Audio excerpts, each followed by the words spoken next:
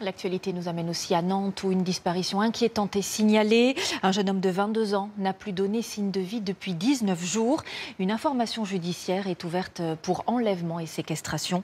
Ce que l'on sait avec Baptiste Guéné et sur place, Élise Regaud et Renan Hélec. Son portrait est affiché depuis plusieurs jours sur la devanture de ses commerces.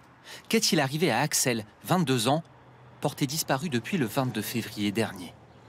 Selon ses proches, un jour avant sa disparition, le jeune homme quitte Le Mans, là où il vit et travaille en tant que soudeur. Il se rend chez son père, à Nantes, pour y passer le week-end.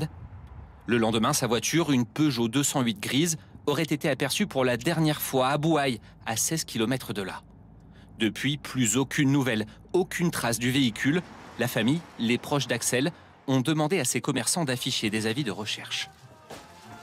Le papa est passé pour son fils qui a disparu. Tout le monde doit se mobiliser pour retrouver ce jeune, quoi. Nous, c'est pareil, on a des enfants. On aimerait bien être aidé pour sa recherche, quoi. La justice a ouvert une information judiciaire pour enlèvement et séquestration. Disparition volontaire, suicide, mauvaise rencontre ou guet-apens. Aucune piste n'est pour l'heure écartée. Mais le parquet de Nantes précise: un certain nombre d'investigations laisseraient à penser que ce n'est pas de son plein gré que ce jeune ne serait pas rentré chez lui. L'enquête a été confiée à la police judiciaire de Nantes. Tout élément est utile sur une disparition inquiétante, que ce soit une recherche de biologique avec des tracés indices comme l'ADN ou alors les empreintes, bien évidemment. Le moindre ticket qui peut traîner ou la moindre image de vidéosurveillance peut apporter un élément.